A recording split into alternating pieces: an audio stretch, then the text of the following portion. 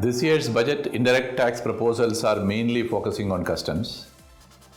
As expected, there is no GST proposals which the government has put up because it requires the approval of GST Council.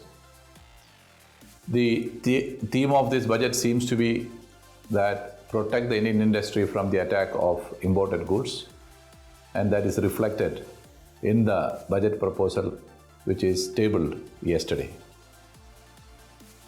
As you see, number of items which is manufactured in India, those items customs duty, basic customs duty is increased from 10 to 15 or 20%. And this is mainly aimed at giving an impetus or a fillip to the Make in India program.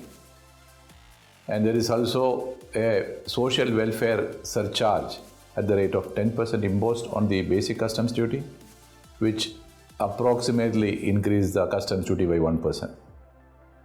So coupled with this, it will be difficult for the foreign suppliers to compete with the Indian manufacturers, and Indian manufacturing industry would be far more competitive in terms of the cost and the price at which they can sell the goods in Indian market.